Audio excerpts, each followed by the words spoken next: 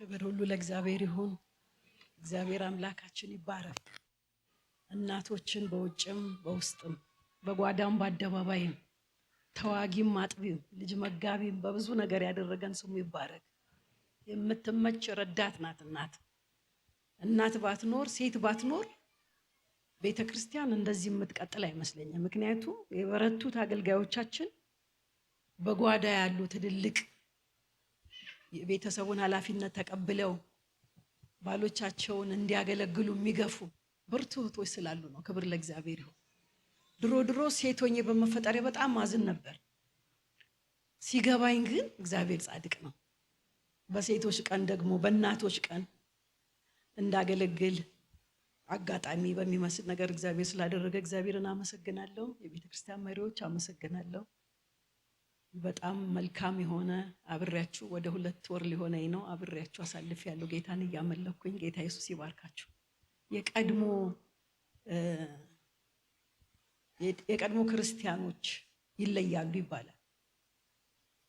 ባላዳላ ለራሴ ዘመን የቀድሞ የነበረ ፍቅር ህብረት በሐዘንም በደስታም በጾም ጸሎትም ቤተክርስቲያን ተስፋ አላት። የህማማቱ ጊዜ ጾም ጸሎት ላይ በጣም ብዙ ሰው ነበረ። ብዙ ትልልቅ ቤተክርስቲያን የእናንተን የሚያክል ቁጥር እጥፍ ኖሮ እንደዚህ የሚያክል የጾም ጸሎት ሰው መጥቶ አላየሁም እና በጣም ነው ደስ ያለኝ። ቤተክርስቲያን ተስፋ አላት። ናይሮቢ ተስፋ አላት። ክብር ለእግዚአብሔር ይሁን። እግዚአብሔርን እጅግ አድርጌ አመሰግናለሁ። ዛሬ ጌታ መንፈስ ቅዱስ ከማካፈላችሁ ቃል በተለየ ጌታ የሰጠኝ መልእክት ነግራችኋለሁ። ጌታ ለብዙ ዘመን በለቅሶ በጭንቀት በምጥ ለነበሩ ሰዎች አገላግላለሁ። ትወልዳላችሁ በይ አለኝ። እንዳለቀስን አንቀር። ሰው በተለያየ አይነት ሁኔታ ያለቅሳል። ዞሮ ግን እግዚአብሔር ፕሮግራም ውስጥ ስንገባ ጸሎታችን ለቅሷችን ሁሉ የሚሆነው ለእግዚአብሔር ክብር ስለሆነ እግዚአብሔር በአንድም በሌላም እንባችንን ይፈልገዋል። እንደተባለችው ሐና ሳሙኤልን ልትወልድ፣ ሳራ ይስሐቅን ሕዝብና አለ የሚስቅበትን እስከዛሬ ድረስ የምንማርበትን ኪዳን የተገባለትን ሊወልዱ በምን ይሆን ወገኖች እያለቀሳችሁ ያላችሁ እህቶች ወንድሞች? መጽሐፍ ቅዱስ ላይ ወንድም እንደ ሴት ያምጣልን ይላል ኤርምያስ ላይ።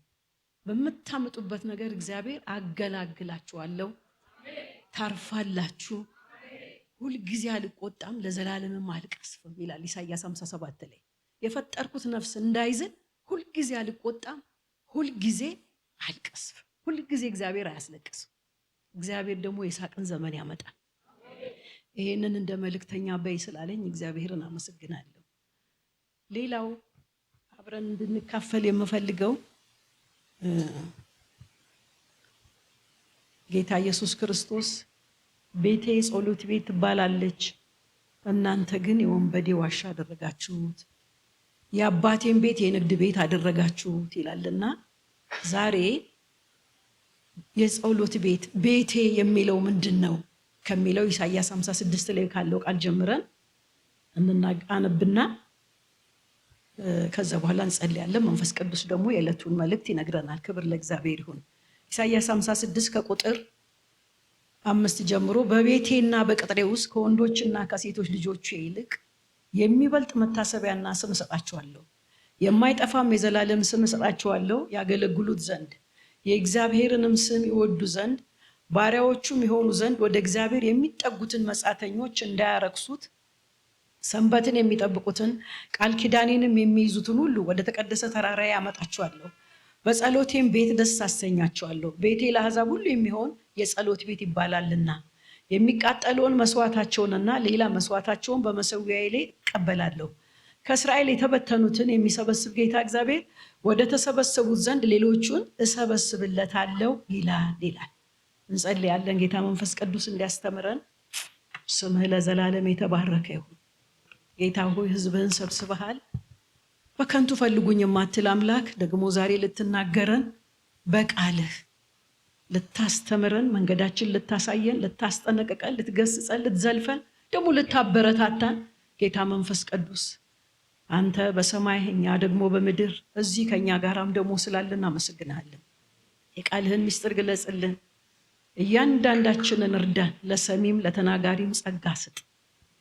መስማታችንን መቀመጣችንን የማይወድ አይምሯችንን የሚከፋፍል በአንድም በሌላ ካንተ እንዳንቀበል የሚያደርግ አዚም፣ ድንዛዜ፣ እንቅልፍ፣ የጨለማ ጉልበት በኢየሱስ ስም የታሰረ ይሁን።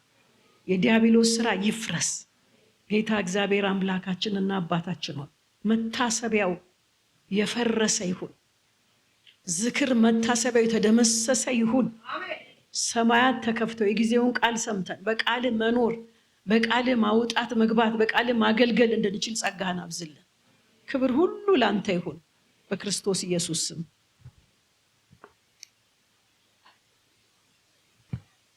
የእግዚአብሔርን ቃል አብረን እንድንካፈል ይሄንን ፕሮግራም ሲሰጡኝ በተደጋጋሚ ጌታ መንፈስ ቅዱስ ከረጅም ዓመት ጀምሮ በውስጤ ውስጥ በልቤ ውስጥ የተቀመጠ እንደ ሸክም የሆነ የእግዚአብሔር ቤት አገልግሎት ነው። ቤተ ክርስቲያን፣ የቤተ ክርስቲያን ሸክም። ስለ ቤተ ክርስቲያን ስናስብ ቤቴ የጸሎት ቤት ትባላለች ብሎ ግን አሁን እንደ ጸሎት ቤት እንዳልሆነች ጌታ ኢየሱስ ክርስቶስ በብሉይ ኪዳንም ይሄ ደግሞ በብሉይ ኪዳንም በአዲስ ኪዳንም እግዚአብሔር የተናገረው አለ። የእግዚአብሔር ቤት ምን አይነት ናት ወይስ ምን የሚደረግባት ናት ለሚለው ጥያቄ እንጠይቃለን።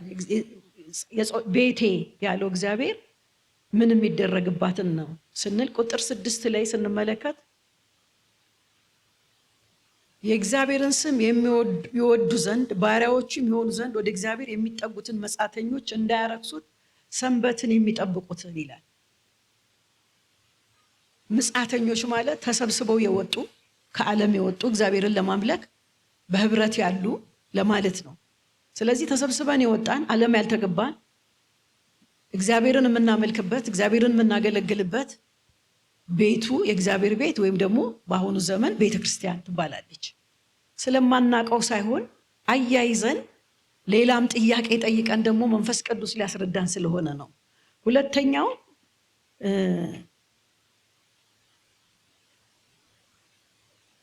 እዚሁ ጋር ምን ይላል?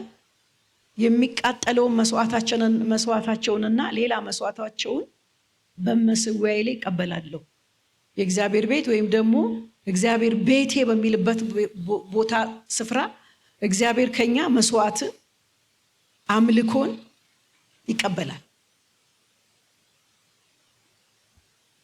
ሕግ ወይም ስርዓት ስለሆነ ሳይሆን በእውነትና በመንፈስ ልናመልክ እግዚአብሔር ጠርቶናል። የመዳናችን ትልቁ ነገር ያመልከኝ ያገለገለኝ ዘንድ ሕዝቤን ልቀቅ ስለተባለ የተለቀቅነው እግዚአብሔርን ልናመልክ ነው። ማምለክ ማለት መዘመር ብቻ አይደለም። እያንዳንዱ የህይወት እንቅስቃሴያችን በሙሉ አምልኮ ነው። ስለዚህ እግዚአብሔር ደግሞ ከእያንዳንዳችን መስዋዕትን፣ የሚቃጠል መስዋዕትን በመሰዊያው ላይ ይጠብቃል ከኛ።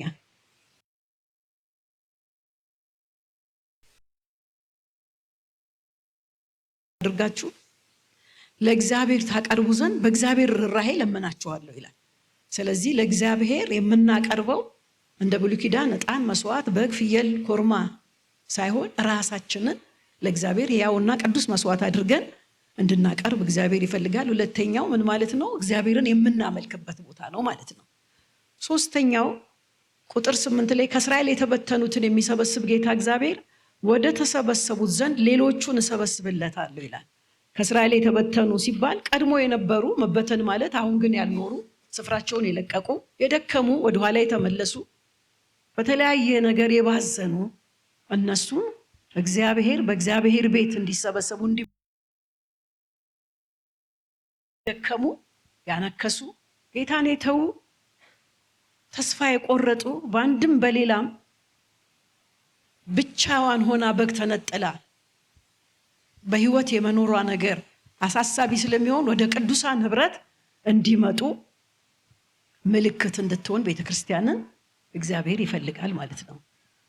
ይሄንን ከተነጋገርን በእርግጥ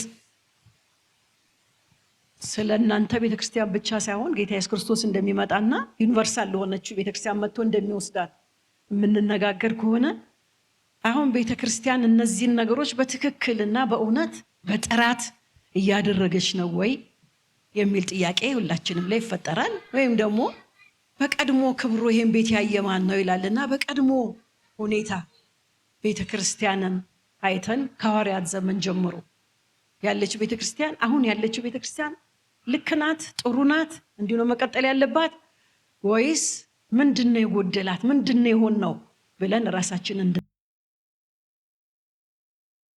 እንደሆነም መልስ እንዲመልስልን ወደ መጽሐፍ ነህምያ ምዕራፍ 13 ላይ ከአንድ ጀምሮ አነባለሁ። እዛው ቦታ ላይ ጥያቄ ይጠይቃል፣ እዛው ቦታ ላይ መልስ የሚመልስ በጣም የምወደው የእግዚአብሔር ክፍል ነው፣ የእግዚአብሔር ቃል ነው። ነህምያ ምዕራፍ 13 ከአንድ ጀምሮ በጌታ ስም አነባለሁ። በዚያን ጊዜ ሙሴን መጽሐፍ በሕዝቡ ጆሮ አነበቡ።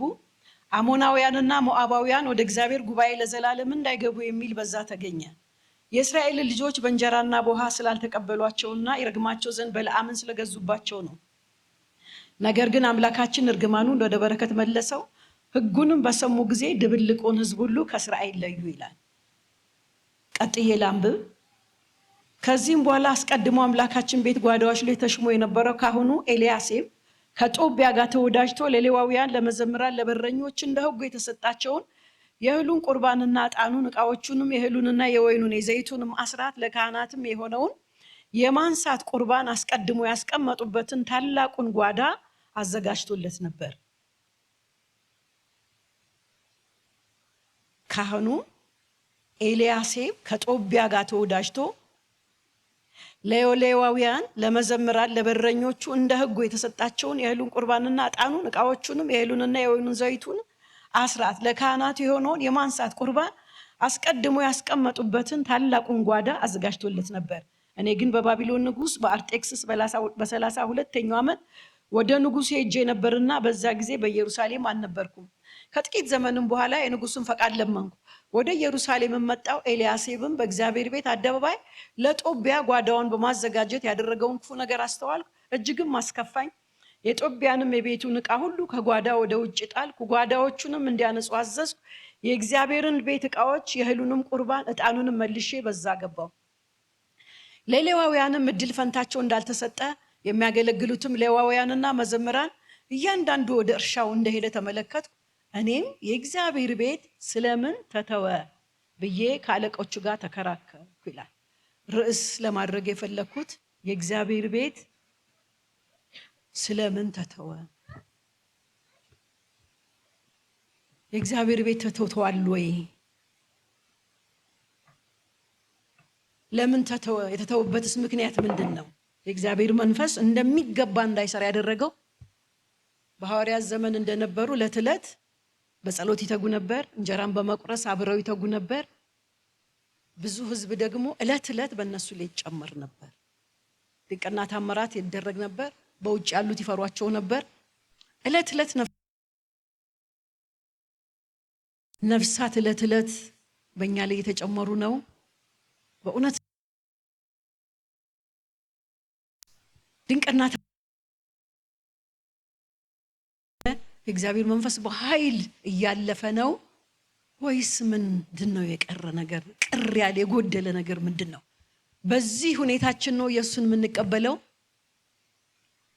እቺ ናት ሙሽራ ሆና ጌታን የምትቀበለው? የሚመጣላት የምትነጠቀው አይደለም። እንደ አንድ አጥቢያ ጥሩ ልትሆኑ ትችላላችሁ። ነገር ግን ለአንዲት አጥቢያ ብቻ ስላልሆነ የሚመጣው እንደ ህብረት፣ እንደ ቤተ ክርስቲያን በደሙ እንደተዋጀች እንደሚመጣላት ልንጠነቀቅ፣ ልንዘጋጅ፣ ልንስተካከል ስለሚገባ ለምን ተተወ የሚሉትን ነገሮች ነው እዚሁ ጋር ጠይቆ እዚሁ ጋር የሚመልሰውና ነህምያ ምዕራፍ 13 ቁጥር 1 ላይ እንደተመለከትነው ወደ እግዚአብሔር ጉባኤ ለዘላለም እንዳይገቡ የተባሉ ገብተው ነበረ። በዛ ጊዜ አሞናውያንና ሞዓባውያን ወይም ደግሞ አህዛቦች ሌላ ጣዖት የሚያመልኩ እግዚአብሔርን የሚያስቆጣ ነገር የሚያደርጉ እንዳይገቡ ተብሎ ነበር። እነዛ ገብተው ነበረ። ከዛ በኋላ ግን ምንድነው የሆነው? አምላካችን ግን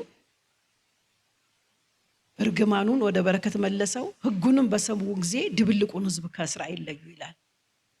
የተደባለቀ ነገር ገብቶ ከሆነ የተደባለቀ ነገር እንዲገባ እግዚአብሔር እንዲረዳን ልንጸልይ ይገባል። ይሄ በብሉይ ኪዳን ጊዜ ነው።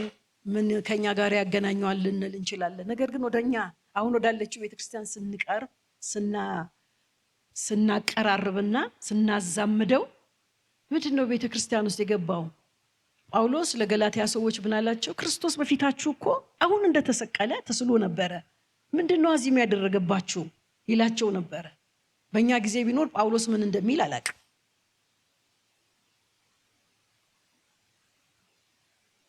መግባት የሌለበት ነገር ቤተክርስቲያን ውስጥ ምን ገብቶ ይሆን?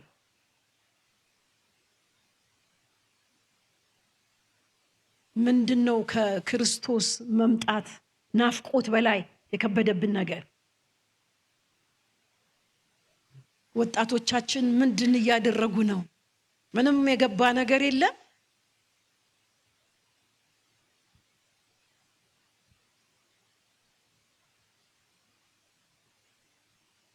እግዚአብሔር የሚጠይቀን ሊፈርድብን ሳይሆን ሊያስተካክለን፣ ሊመለስልን፣ ሊያድሰን። የሁሉ ቤተክርስቲያን ጸሎት፣ የሁሉ አብያተ ክርስቲያን መሻት፣ የሁላችሁ ናፍቆትና ምኞት፣ የሁላችን ተሐድሶ ቻለለችም ጌታን የምትቀበለው ስለዚህ ትታደስ የሚል ነው። ስለዚህ ምንድነው በእኛ ዘመን የገባው? በዚህ አሁን ባለንበት ዘመን ቤተክርስቲያን ውስጥ ምንድነው መግባት የሌለበት ነገር የገባው? ጌታ ኢየሱስ ክርስቶስ ቀደም እንዳልኳችሁ ምን ብሏል? ዮሐንስ ምዕራፍ 2 ላይና ማቴዎስ 21 ላይ ቤቴን የወንበዴ ዋሻ አደረጋችሁት፣ የአባቴን ቤት የንግድ ቤት አደረጋችሁት ይለናልና እውነት የእግዚአብሔር ቤት የወንበዴ ዋሻ ሆኖ ከሆነ ወደ ኋላ እመጣበታለሁ። ቤቱ ማለት እኔ ነኝ። የእግዚአብሔር መቅደስ የእግዚአብሔር መቅደስ እንደሆናችሁ በዋጋ እንደተገዛችሁ አታውቁምን ሲል እኔ ነኝ የእግዚአብሔር መቅደስ። በግልኛ ነን። ምንድነው እኔ ውስጥ ያለው? መቅደስ ውስጥ ምን አለ? እግዚአብሔር የማይወደው ነገር አለ? ይቀጥል እንዲሁ በዚህ ሁኔታችን ይምጣ። ራሳችንን ስንጠይቅ መንፈስ ቅዱስ የሚከሰን ሳይሆን ወቅሶ ራሳችንን አሳይተን ከኛ እንዲወጣ ጸጋ ሰጥቶ የተስተካከልን እውነተኛይቷ ሙሽራ እንድንጠብቅ ይረዳናል። ክብር ለእግዚአብሔር ይሁን። ስለዚህ ምን እንግዳ ነገር ይሁን የገባው? የንግድ ቤት የሆነው ዘረኝነት ይሁን፣ ገንዘብ መውደድ ይሁን፣ መሸጥ መለወጥ ይሁን፣ በኢትዮጵያ ስላሉ ቤተክርስቲያን ምን ማናቀው ነገር የለም። በአብዛኛው የአደባባይ ሚስጥር ነው የሚባለው የአደባባይ የሆነ ነገር ቤተክርስቲያን ናት እንጂ እውነት ይሄ እግዚአብሔር ነው፣ ይሄ መንፈስ ቅዱስ ነው፣ እየተጠራ ያለው ኢየሱስ ነው፣ እኛ የምንጠራው ኢየሱስ ነው፣ አንድ ነው ብለን ስንል እኔ አይደለም ነው የምለው። ምክንያቱም የሥርዓት አምላክ የቤቱ ቅናት የሚበላው ክብሩ ሌላ የማይሰጥ አምላክ ስለሆነ እንደዚህ አይደለም። ግን እንዲሁ ይቀጥል፣ የሳት አይመለስም፣ የወደቀ አይነሳም። በቤተ ክርስቲያን ስም የተደረገ ነገር እንዲሁ ነው የሚቀጥለው አይደለም። የቤቱ ቅናት የሚበላው ጌታ ያስተካክለዋል። እኛም ደግሞ ምን እንድንሆን ይፈልጋል? የአባቴ ቤት የጌታ ኢየሱስ ክርስቶስ አባት ቤት፣ የአባቴ ቤት የኔም አባት፣ ያንቺም አባት፣ ያንተም አባት፣ የወጣቶችም የጎልማሶችም አባት አያገባኝም ብለን የምንተው አይደለም። ዮሴፍ ምን አለ? ተቀጥሮበት ለሚሰራው ለዛ ለጲጢፋራ ቤት ከዚህ ቤት ከኔ በቀር ማን አለ? ለእግዚአብሔር ከናንተ በቀር ከኔ በቀር ማንም የለም። መግባት የሌለበትን ነገር እግዚአብሔር ከህይወታችን እንዲያወጣልን እየቀጠልንም እየጨመረንም ስንሄድ የበለጠ መንፈስ ቅዱስ እየጨመረ እየነገረን ይሄዳል። ሁለተኛው ከአምላካችን ቤት ተሹሞ የነበረው ካህን ቁጥር 4 ላይ ከዚህም አስቀድሞ በአምላካችን ጓዳዎች ላይ ተሹሞ የነበረው ካህኑ ኤልያሴብ ከጦቢያ ጋር ተወዳጅቶ ለሌዋውያን ለመዘምራን ለበረኞች እንደ ሕጉ የተሰጣቸውን የእህሉን ቁርባንና ዕጣኑን ዕቃዎቹንም የእህሉንም የወይኑም የዘይቱንም አስራት ለካህናቱም የሆነውን የማንሳት ቁርባን አስቀድሞ ያስቀመጡበትን ታላቁን ጓዳ አዘጋጅቶለት ነበር። ታላቁን ጓዳ ጦቢያ የሚባለው እንግዲህ የእስራኤል ጠላት እንደሆነ ነህምያ ቅጥሩን ሊያድስ በመጣ ጊዜ እንዳይሰራ ጦባና ሰንበላጥ ሲያሾፉበት ሲቀልዱበት እንዳይሰራ ብዙ ጊዜ ሲከታተሉት ሲያስፈራሩት ሲዙቱበት ሐሰተኛ ነቢያት ሲያመጡበት ለነበረው ለሱ ኤልያሰብ ተብሎ ታላቅ ካህን ተብሎ የተሾመው ታላቁን የእግዚአብሔርን ጓዳ ለጦቢያ ከፍቶለት ነበር። ተወዳጅቶ ይላል። ከምን ጋር ተወዳጅተን ይሆን ወገኖቼ? ወደ ራሳችን ስናመጣው ታላቅ ካህን የእግዚአብሔር ቤት ኃላፊ ተብሎ የተሾመው ከጠላት ዋና ጋር ተሻርኮ ጓዳውን ከፍቶ ተወዳጅቶ ምንድን ነበር የሚያደርገው? የእግዚአብሔርን ቤት የሚሰሩ ካህናቶች ናቸው። በዛ ጊዜ ሌዋውያን ናቸው። በእርግጥ በአዲስ ኪዳን ሁላችንም አገልጋዩን ብንሆንም ነገር ግን የእግዚአብሔርን ቤት የሚከፍቱና የሚዘጉ የክህነት አገልግሎት የሚያደርጉ ህዝቡን ከእግዚአብሔር ጋር የሚያስታርቁ ከእግዚአብሔር ሰምተው ህዝብን የሚያስጠነቅቁ እነሱ ነበሩ። እንደዛ የተባለው ትልቁ ሰው ግን ከጠላት ጋር ተወዳጅቶ ታላቁን ጓዳ ከፍቶለት ነበር። ስለዚህ ሌዋውያኖች ምን አልነበራቸው? የሚከፈላቸው የሚበሉት አልነበራቸው። ቀጥለንም ስንመለከት ምን አደረጉ ይላል? ወደ እርሻቸው ሄዱ ይላል። ሌዊ እድል ፈንታ የለውም። እድል ፈንታው እግዚአብሔር ነው። እግዚአብሔርን ማገልገል ነው። ከዛ ደግሞ ከእግዚአብሔር ከሆነው ነገር ነው የሚሰጠው። የእግዚአብሔርን ቤት እንዲቀር የእግዚአብሔር ቤት ስራ እንዳይሰራ ከተፈለገ ሰይጣን የሚያደርገው ትልቁ ነገር አገልጋዮችን ነው የሚመታው። መጽሐፍ ቅዱስ ላይ እረኛውን መታ መንጋውም ይበተናል ይላልና ብዙ ጊዜ በኢትዮጵያ ቤተክርስቲያን ወይም በሌሎቹ ብዙ ስለማላክ ስለሌሎቹ መናገር አልችልም፣ ቋንቋቸውን አገልጋይና አገልጋይን ቋንቋ ያደበላልቃል። የፉክክር ቤት ይሆናል። መቀባበል ይቀራል። አንደኛው ይበድላል፣ አንደኛው ቂም ይይዛል። አንዳንዶቹ ነገሮች ከህይወቴ ከደረሰብኝ ነገር ነው መነግራችሁ። እግዚአብሔር ቂምና ጥላቻን አይወድም። የእግዚአብሔር ቤት አንድ ሆነን እንዳንሰራ ጠላት ሲፈልግ የሚያደርገው ነገር አንዱ ይበድላል፣ አንዱ ደግሞ ቂመኛ ሆኖ መንፈስ ቅዱስ እንዳይሰራ ያደርጋል። ይሄ በህይወት ያለፈ ነገር ነው። እግዚአብሔር ግን አንስቶልኛል። ክብር ለእግዚአብሔር ይሁን። ስለዚህ ታላቁ ጓዳ ለጠላት ታላቁ የልባችን ጓዳ ጌታ ኢየሱስ ክርስቶስ ሊነግስበት መንፈስ ቅዱስ በሙላት አልፎ ሊሰራበት የነበረው የመንፈስ ቅዱስ ጓዳ ዛሬ ለማን ነው የከፈትነው? እህቶቼና ወንድሞቼ፣ ለመንፈስ ቅዱስ ከሆነ ጥሩ ነው። ይቀረናል። በአንድ ጊዜ እኮ ኢየሱስን እንደምንመስል እግዚአብሔርም ያውቃል። እንደማንመስል በሂደት ውስጥ እንደምንመስል ያውቃል። ግን ዘመናችን ሲቆጠር አንዳንድ ጊዜ በሆነ ነገር ውስጥ ሳልፍ እኔ አሁን እንደዚህ አይነት መንፈሳዊ እድሜ ያለኝ በጌታ እንደዚህ ዓመት ያለኝ እንደዚህ እንዴት እናደርጋለሁ እላለሁ። እያደረን ልናድግ አስተማሪ መሆን የቃሉን አጥንት ሰብረን ከአጥንት ውስጥ መቅኔ የሚባለውን የሚጣፍጠውን ነገር ማውጣት የሚገባን ሰዎች ገና ወተት መጠጣት፣ ገና ቂምና ጥላቻ ላይ፣ ገና ዘረኝነት ላይ፣ ገና ገንዘብ መውደድ ላይ ከሆነን ችግር አለ ማለት ነው። ስለዚህ እግዚአብሔር ዛሬ ታላቁን ጓዳ ለማከፈታችሁት የቤተ ክርስቲያን ነው።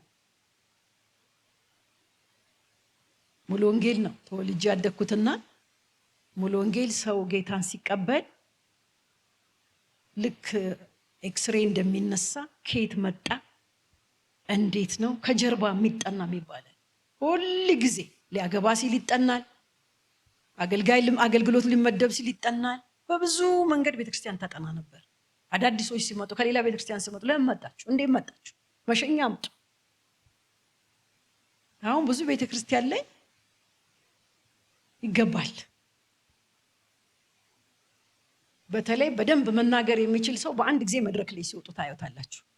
እዚህ አላልኩም እኔ ሌላ ቦታ ነው ያልኩት። ምክንያቱም አካል ስለሆነን ያገባናል። አንዱ አካል ሲቆስል ሁላችንም አብረን እናነክሳለን። ስለዚህ ታላቁን ጓዳ ቤተክርስቲያን ለማን ነው የከፈተችው? ከየት መጡ? ከየት ወጡ?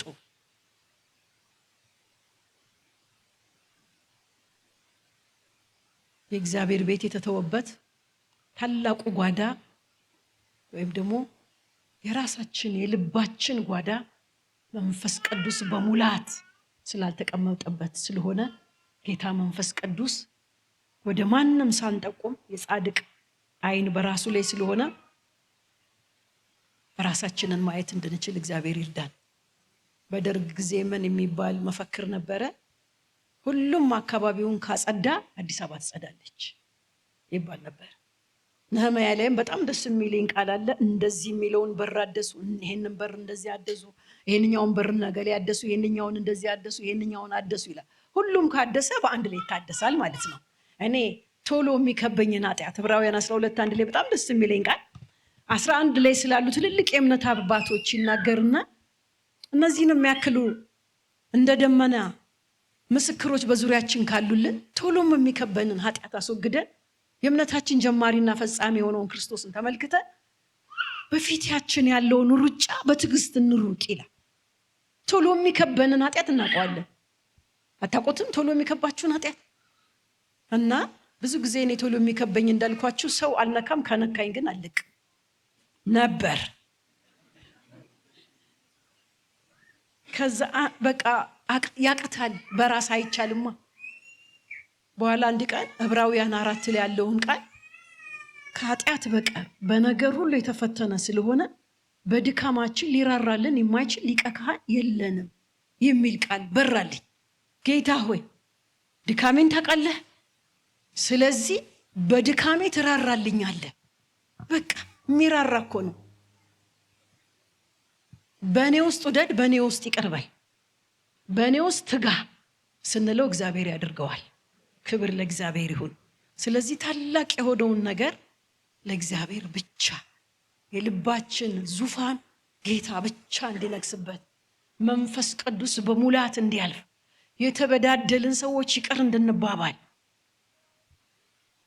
በጣም የሚገርማችሁ የመናፍስት አሰራር ሲናገር እርስ በርሷ የምትለያይ መንግስት አትጸናም ስለሚል በመናፍስት ዓለም ውስጥ የአለቃና የተከታይ ስርዓቱ በደንብ ነው የሚጠበቀው። በአንዳንድ መስሪያ ቤት እንኳን ስትመለከቱ ሲኒየር የሆነው ሰው ሲመጣ የሚኒቴሪ ልጅ ነኝና አባቴ ሲነግረኝ ከኔ በፊት የተቀጠረው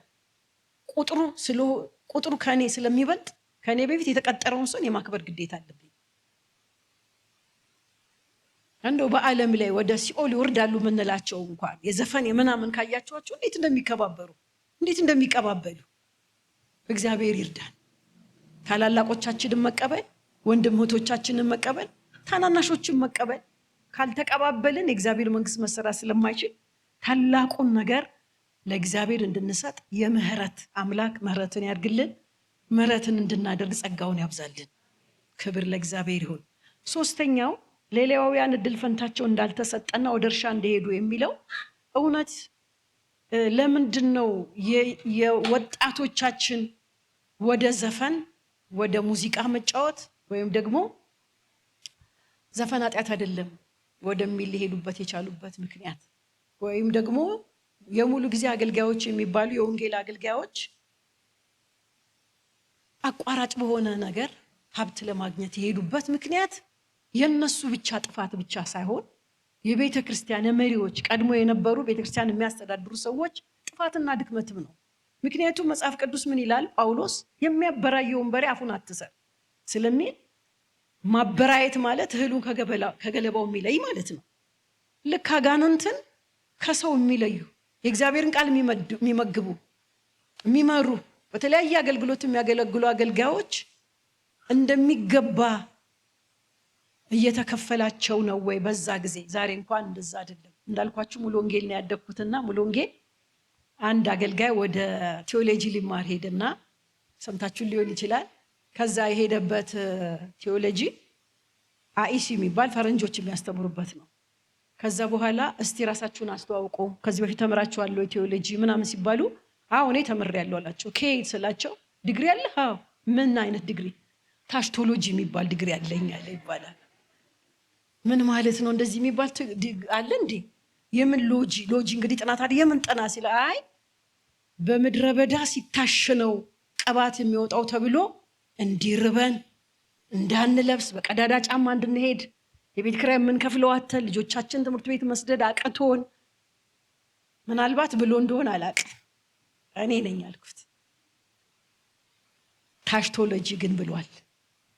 እግዚአብሔር እኮ የጠራውን በምን አይነት ሁኔታ እንደሚያስተምር ያውቃል። መዝሙረ ዳዊት 19 ላይ ምን ይላል? እግዚአብሔርን የሚፈራ ማን ነው? በሚመርጠው መንገድ ያስተምረዋል ይላል።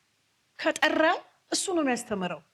ቤተ ክርስቲያን እንደገና በመከራ ላይ መከራ፣ የአገልጋይ ልጆች የሚረባቸው፣ የአገልጋይ ሚስት ሆስፒታል የምትሄድ ለመውለድ ሆስፒታል የሚያስፈልጋት አይመስልም። እኔ በዚህ አልፌያለሁ። በብዙ ረሃብ ልጆች ያልፈዋል። የቤት ኪራይ የምንከፍለው አተን የቤት ዕቃችንን ሸጠን እንደገና ተመልሰን በእምነቴ ምክንያት ከትዳርም ተለያይቼ ስለነበረ ተመልሼ ቤተሰብ ጋር ተመልሻለሁ። ኩሽና ተሰጥቶን ማለት ነው። የሚያፈስ ኩሽና ተሰጥቶን ኩሽና ውስጥ ተቀምጠናል። በአንድም በሌላ ጥሪውን ትቶ ሰው ወደ አቋራጭ እርሻ፣ ቢዝነስ፣ ወደ ሐሰት ትንቢት፣ ወደ መገለጥ፣ ወደ ዘፈን፣ ወደ ለዘፈን ሙዚቃ ወደ መጫወት ለሚሄዱ ሰዎች ሁሉ ቤተክርስቲያን ተጠያቂ ናት። የእግዚአብሔር ቤት ተትቷል። ስለዚህ አሁን እንደዚህ ነው ብትሉኝ አይደለም። አሁን ደግሞ በጣም ተለጥጧል። እግዚአብሔር ወደ መሐከል ያምጣል። ማንም አይሰማም። አሁን አይከፈልህም እንደዚህ በቃል ምናምን ቢሏቸው አይሰሙም። ደግሞም እግዚአብሔር ይመስገን የተወሰነ ጀነሬሽን ከደቀቀ በኋላ ደግሞ እግዚአብሔር የሚቀጥለውን እንደዛ እንዲቀጥል ስለማያደርግ በብዙ አሁን ጥሩ ነው ያለው። ግን ስቲል ይሄ ከተፋ ይላሉ አይደለ? ዘፋኞች ከተፋ የሚባል አለ። መደበኛ ስራ ከሌላቸው በጓሮ የሄዱ የሚሰሩት እንደዚህ ከተፋ፣ ሀብታም ቤት መሄድ እግዚአብሔር ያላላቸውም ማለት ብሏቸውም ሊሆን ይችላል። እንደዛ የማያደርጉ እስካሁን ይቸገራሉ። አዲስ አበባ የቤት ኪራይ ውድ ነው። ልጆች ይማራሉ። ማትሰራ ሚስት አለች። አይበቃም። የእግዚአብሔር ቤት በእንደዚህ አይነት ሁኔታ እንዳይተው በዚህ ጉዳይ ላይ ቤተክርስቲያን ልትጸልይ፣ መሪዎችም ደግሞ ይሄንን ሊያዩ ይገባል። እኔ ኬንያ በጣም ኑሮ ውድ ሆኖ አይቼዋለሁ። የሆነ ነገር ተገዝቶ 1000 ነው። አዲስ አበባ ኑሮ ተወደደ ብለን በጣም እየጮህን ነበርና እዚህ ግን እጅግ በጣም ውድ ነው። እና እግዚአብሔር ጸጋውን ያብዛላችሁ። በተለይ አገልጋዮች፣ ሌላ ፓርታይም የማይሰሩ ሰዎች እግዚአብሔር ይርዳን። ሌላው የእግዚአብሔር ቤት የተወበት ምክንያት እዚሁ ነህምያ ያለው አራተኛ ልዩ አይነት ሸክምና ልዩ አይነት ሸቀጥ አምጥተው በሰንበት ቀን ለኢየሩሳሌም ይሸጡ ነበር ይላል። ቁጥር 16 ላይ ያነበብኩት እስከ ተወሰነ ድረስ ያለውና ቁጥር 16 ላይ ሄጄ ልመልከት ጊዜ እንዳልወስድ ነው። ከ15 ጀምሬ ላንብብ። በዚያም ወራት በይሁዳ በሰንበት ቀን የወይን መጥመቂያን የሚረግጡትን ነዶም የሚከምሩትን የወይኑን ጠጅና የወይኑን ዘለላ በለሱንም ልዩ አይነት ሸክም በአህዮች ላይ የሚጭኑትን በሰንበትም ቀን ወደ ኢየሩሳሌም የሚያስገቡትን አየሁ። ገበያ ባደረጉበትም ቀን አስመሰከርኩባቸው። ደግሞም በእርሷ የተቀመጡ የጢሮስ ሰዎች ነበሩ። እነርሱም አሳዎችን ልዩ አይነት ሸቀጥ አምጥተው በሰንበት ቀን በኢየሩሳሌም ለይሁዳ ልጆች ይሸጡ ነበር ይላል። ሸቀጥ፣ ሸክም በሰንበት ቀን ወደ ኢየሩሳሌም። ሌሎች ደግሞ ምንድን ነበሩ? ሌሎች ሰዎች የጢሮስ ሰዎችም ወደ መቅደስ ይገቡ ነበር ይላል። በአዲስ ኪዳን በእሁድ ብቻ አይደለም የምናመልከው፣ ሁልጊዜ ነው የምናመልከው። የበለጠው ደግሞ እሁድም ሆነ ሌሎችም በሳምንቱ ባሉ መካከለኛ ቀኖች ፕሮግራም ይደረጋልና ሸቀጥ ይገባ ነበር፣ ሸክም ይገባ ነበር፣ ልዩ ሰዎች ደግሞ ይገቡ ነበር አለ ነህምያ። ቤተ ክርስቲያን ውስጥ ምን አይነት ሸቀጥ ነው ያለው? ተመሳሳይነት ነገር ቢኖራቸውም ግን ለየት ያለ ነገር። ቤቴ የንግድ ቤት ሆኗል ሲል ጌታ የእግዚአብሔር ቤትን በምን ሆነ የንግድ ቤት ያደረግ ነው? አንዳንድ ጊዜ በገንዘብ የሚሸጥ ብቻ ሳይሆን አንድን ሰው ከመጠን በላይ ማስተዋወቅ አንዳንድ ሰዎች ሊያገለግሉ ሲወጡ ከፊታቸው የሚደረደረው ልክ እንደ ብፁዕ አቡነ ተብሎ ስንት ተብሎ እንደሆነ የሚደርሰው እሳቸው እነሱ ጋር ከስማቸው በፊት ያለ እንደሱ ተብሎ ተጨብጭቦ እንደዚህ የሚባለው ነገር ሸቀጥ ነው። ሰው ማስተዋወቅ ነው። ልናስተዋውቀው የተገባው አንድና አንድ ነገር ክርስቶስን ነው። ሸቀጥ የሆነ ነገር ከእግዚአብሔር ቤት በእግዚአብሔር ቀን በሰንበት ቀን ህዝብ እግዚአብሔርን በሚያመልክበት ቀን እግዚአብሔር ሊገስጸው በሚመጣ ቀን እግዚአብሔር ሊመክረው የተሰበረውን ሊያጽናናው ጌታ የተለያየ ጥያቄ ያለባቸው መጥተው በእግዚአብሔር ቤት ጥለው ሊሄዱ ባለበት ቀን ሌላ ነገር ሌላ ሸቀጥ እግዚአብሔር ከቤተ ክርስቲያን ይሄንን እንዲያወጣ መጸለይ ያለብን። የሚሸጠው ነገር እንዳለ ከየት እንደመጣ ባናቅም በነፃ እንደተቀበላችሁ በነፃ ስጡ ተብለን ቤተ ክርስቲያን የማይሸጥ ነገር የለም። ዘይት ይሸጣል፣ ልብስ ይሸጣል፣ ውሃ ይሸጣል። የሚነገሩት ቃል ራሱ ቃል አውጣልኝ ይባልና ቃሉ ይሸጣል ማለት ነው በተዘዋዋሪ። እግዚአብሔር ይርዳል። ምንድነው ቤቱን ያደረግነው? ወደ ራሳችን ወደ እኔ ሳመጣ ምን አይነት ሸቀጥ ነው ውስጥ ያለው?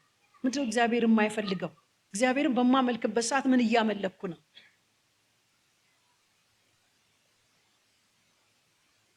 ለእግዚአብሔር የሚገባውን ቀን ለማን ነው የምሰጠው? ለእግዚአብሔር የሚሰጠውን ሰዓት ለማን ነው የሚሰጠው? ስንት ሰዓት ነው ስልክ ላይ የምንውለው? ራሴንም እኮ ነው የምጠይቀው። ራሴንም ነው ቻሌንጅ የማደርገው። እንደ ቀልድ ይገባል። ከዛ በኋላ በቃ አይወጣም። ሱስ እኔ ሱስ የለብኝም ልጆቻችን ሱስ የለባቸውም እንላለን። ነገር ግን የማይወጡበት ሱስ ሸክም ሸቀጥ እግዚአብሔር ከአይምሯችን ላይ ያውጣ። ቀናችንን እንደሚገባ ጌታን የምናመልክበት እንዳልኳችሁ አምልኮ በቃ የህይወታችን በቃ ላይፍ ስታይላችን የህይወት ልምምድ ነው እግዚአብሔርን ማምለክ ማለት። ስለዚህ እግዚአብሔርን በማመልክበት ቃል በማጠናበት በምጸልይበት ቅዱሳንን በመጎበኝበት ጸጥ ብዬ በእግዚአብሔር ፊት በጽሞና የምውልበትን ሰዓት ምን ሸቀጥ ነው ከብዶ ከእግዚአብሔር የሚለያየኝ ምንድን ነው? እግዚአብሔር ይርዳን። በእንደዚህ አካሄድ አይደለም ኢየሱስ ይመጣል። መምጣቱ አይቀርም። ካልተዘጋጀን አይመጣልንም። ይመጣልንና የሚመጣባቸው አሉና ጌታን የምንጠብቅ ሰዎች እንድንሆን እግዚአብሔር ይርዳን።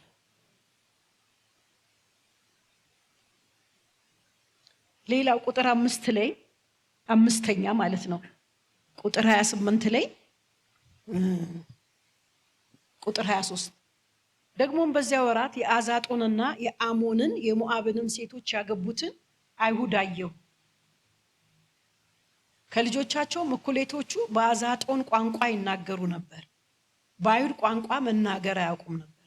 ከእነርሱም ጋር ተከራከርኩ፣ ረገምኳቸው። ከእነርሱም አያሌዎቹን መታሁ፣ ጠጉራቸውንም ነጨው። እንዲህም ብዬ በእግዚአብሔር አማልኳቸው፣ ሴቶች ልጆቻችሁን ለወንዶች ልጆቻችሁ አትስጡ፣ ሴቶች ልጆቻቸውንም ለእናንተና ለልጆቻቸው አትውሰዱ።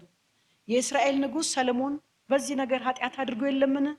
በብዙ አሕዛብ መካከል እንደርሱ ያለ ንጉሥ አልነበረም። በአምላኩም ዘንድ የተወደደ ነበረ። እግዚአብሔርም በእስራኤል ሁሉ ላይ አንግሶት ነበር። እርሱንም እንኳ እንግዶች ሴቶች አሳቱት። በውኑ ይህንን ሁሉ ታላቅ ክፋት እንስራ? እንግዶችን ሴቶች በማግባት አምላካችን እንበድል ዘንድ እናንተን እንስማ ይልና ቁጥር 28 ላይ ከዋነኛው ካህን ከኤልያሲብ ልጅ ከዮአዳ ልጆች አንዱ ለሆሮናዊ ለሰንባላጥ አማች ነበረ። ከእኔም ዘንድ አባረርኩት። አምላካዊ የክህነትንና የሌዋውያንን ቃል ኪዳን ስላፈረሱ አስባቸው ይላል። ልጆቻቸው በአይሁድ ቋንቋ ሳይሆን በአዛጦን ቋንቋ ነበር የሚናገሩት። አዛጦንኛ ምን ማለት እንደሆነ ባይገባኝም ግን ከእግዚአብሔር ቃል ወይም ደግሞ ክርስቲያኖች ከሚናገሩበት ቋንቋ የተለየ ቋንቋ እንደሆነ እንረዳለን። ቋንቋ ነው ግን ይሄንን ወደ አሁኑ ስናመጣው የክርስትና የሆነ ቋንቋ ወሬያችን፣ ልጆቻችን የሚያወሩት ወሬ፣ የሚያዩት ፊልም፣ የሚመለከቱት እኛ ራሳችን ድሮ ወደ ዓለም ሄደ ነበር የሚባለው። ወደ ዓለም ሄደ ይወጣል። ልጆች በጣም በአብዛኛው ጽድቅ፣ ቅድስና፣ እግዚአብሔር መፍራት ያለባት ቤተክርስቲያን ስለሆነች ተቀምጦ ደክሞ ወይም ኃጢአት ሰርቶ ወይም ዝሙት አድርጎ ወይም የተለያየ ነገር አድርጎ እግዚአብሔር ቤት አይመጣም። ስለዚህ ይወጣል። ወጣ ነበር የሚባለው። ሄደ፣ ወደ ዓለም ሄደ፣ ባካረገ ነበር። አሁን ግን ቤቷ ውስጥ እንደጠፋባት፣ ቤቷ ውስጥ ተቀምጣ ድሪም እንደጠፋባት ቤታችን ውስጥ ሆነን የጠፉብን ልጆቻችን። ንግግራቸው ሌላ ነው። እግዚአብሔር ይመልስልን። ምንድነው ያደረጉት? ገና በሙሴ ለሙሴ በተሰጠው ሕግ አጥፋ ደምስስ ተብሎ እንዲያጠፉ እንዲደመሱ ተነግሯቸዋል። ከዛ በኋላ ከነዛ አህዛብ ጋር እንዳትጋቡ፣ ለወንድ ልጆች ሚስት እንዳትወስድ፣ ሴት ልጆችን ለነሱ እንዳታጋባ ተብሎ ነበር። ነገር ግን እዚህ ጋር ተጋቡ። አሁን መጋባት የሚለው ነገር ወንድና ሴትን ብቻ ሳይሆን ብዙ ነገር ተጋብቷል። አንድ ጊዜ ወጣቶችን እንደዚህ አስተምር ነበርና ቸርች የሆነ ነገር ጠየቅኩት። ለምን እንዲያረግ ለምን? አረ ተፋችኝ አለኝ። ዛሬ ተለምዷል። ምን ስለው ተፋችኝ በቃ ምን ማለት ነው ስላቸው፣ በቃ ተይኝ ማለት ነው። እንደተጋባ እንደ ኪዳን ነገር የተያዘ ነገር እግዚአብሔር ከልጆቻችን ያፋታ፣ ከኛም ያፋታ። ሰዓታችንን ከሚወስደው ነገር፣ ቋንቋችን ከተደባለቀው ነገር። ቴሌቪዥን ስናይ ትመለሳለህ ተመለስ ምናምን አይደለም የሚፈልጉት። ነብይ ጋር ለመሄድ ቢዝነስ ይሳካልሃል። እንዲህ በአብዛኛው እኔ አሁን ላይ በፊት ጊዜ የማየው ጠቅላላ እንደዚህ ትገዛለህ፣ እንደዚህ ትሆናለህ፣ እንደዚህ ታደርጋለህ። እዚሁ ስለሚቀረው ስለሚቃጠለው ነገር ይሄ አዛጦን አይደለም። ይሄ ከእግዚአብሔር ነገር ውጭ አይደለም። ተቀደስ፣ ተመለስ፣ መገሰጽ፣ መምከር፣ መዝለፍ የሚያስፈራበት ጊዜ። ባለፈው ባይብል ስተዲ ላይ ያጠናን ነበርና እግዚአብሔር ያላካቸው ሰዎች አሉ የሚል ጥያቄ ነበረ። አሉ፣ ምንም ጥያቄ የለውም። እንኳን አሁንና ድሮም ነበሩ። እግዚአብሔር ያላካቸው ነቢያቶች ነበሩ። እግዚአብሔር የላካቸውን ደግሞ የማይቀበሉ ነበሩ። እግዚአብሔር የላካቸውን ይቀበላሉ? አይቀበሉም። ላይቀበሉ ይችላሉ። ግን ስለማይቀበሉን ብለን ዛሬ እንደዚህ ይሄንን ቃል እያሳየው እንድንመለስ፣ ራሴም እንድመለስ መንገድ በተሰጠኝ ሌላ ስብከት መስበክ እችላለሁ። እግዚአብሔር ይመስገን። ለዘመናት ግን ብዙ ከ30 ዓመት በላይ በእግዚአብሔር ቤት አገልግያለሁ። ሙሉ ጊዜን ሰጥቼ የሚከብድብኝ ግን አሁንም የቤተ ክርስቲያን ነገር ነው። እቺ ናት የክርስቶስ ደም የፈሰሰላት። በዚህ ሁኔታ ነው ጌታ መጥቶ የሚወስደን? እንዲሁን ቀጥል? አይ አንቀጥልም። ከኛ በላይ የቤቱ ቅናት የሚያቀልጠው አምላክ አለ። የተሐድሶ አምላክ አለ። የሚፈልገው ራሱ ነው እግዚአብሔር። ክብር ለእግዚአብሔር ይሁን። እንደው ደስ ይል ነበረ። እንደ ነህምያ ጊዜ ደበደብኳቸው፣ ጸጉራቸውን ነጫኋቸው፣ አባረኳቸው ተብሎ እንደሱ ተደርጎ መመለስ ቢቻል በዚህ ዘመን ጥሩ ነበረ። ግን አይደለም። ምንም የሚፈቅድ ሁኔታውም አይፈቅድልንም። ግን ጭክን እንድንልና እኔ ከተመለሱ ልጆቼ ይመለሳሉ፣ አብረውን ያሉ ይመለሳሉ ብለን ከጨከንን ግን ጌታ ይመለሳል። በእርግጥ ይመጣል። ተሐድሶ ይሆናል። ክብሩን ለማንም አሳልፎ አይሰጥም። እንዲህ ቤተክርስቲያን እንደተቀለደባት አትቀርም። እግዚአብሔር ይረዳናል። ይሄንን ነው በውስጥ ጌታ እንደ ሸክም ያመጣው። እሺ መጨረሻ ላይስ ምንድን ነው መሆን ያለበት ሲባል ያው ሰለሞን አባረርኩት ነው የሚለው። ይሄ ታላቁን ጓዳ ታላቁ ካህን ለጦቢያና ለሰንበላት ከፍቶ ነበረ። እንደገና ደግሞ የሱ ልጅ ነው ደግሞ ከአህዛቦች ተጋብቶ ተደባልቆ የነበረው። ነህምያ ምንድነው ያደረገው? አባረርኩት። አንዳንድ ጊዜ ደግሞ ምን ማድረግ አለብን? ኖ መገሰጽ። ጌታ እኮ ለጥቅማችን ነው አይደል የሚቀጣ? ቅጣት ለጊዜው ደስ አያሰኝም፣ በኋላ ግን የጽድቅን ፍሬ ለለመዱት ግን ደስ ይላል ነው የሚለው ዕብራውያን 12 ላይ 12 ነው 13 ላይ ደስ ነው የሚያሰኘው። በቃ አንዳንድ ጊዜ እንዲያው ሰልፍ ሲቀር ምን ሆኜ ነው ልንል እንችላለን። ሁልጊዜ ሰልፍ ይኖርብን ማለት ሳይሆን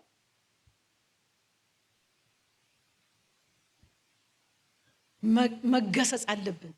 ምክንያቱም ልጆች ስለሆነ አባታችን ስለሆነ ዲቃላዎች ስላልሆነ መሄድ ስላለብን መምጣት ስላለበት ቤተክርስቲያን መሆን ስላለባት ዋጋ የተከፈለባት ደም የፈሰሰባት ስለሆነች በዋጋ የተገዛን ስለሆነ ዋጋው ቀላል ስላልሆነ ልንስተካከል ይገባልና እንደነዚህ አይነቶች እንደዚህ ብቻ ነው ስብከትሽ ይሉኛል ብዙ ጊዜ ስለ ጽድቅ ስለ ቅድስና እንደዚህ ሌላ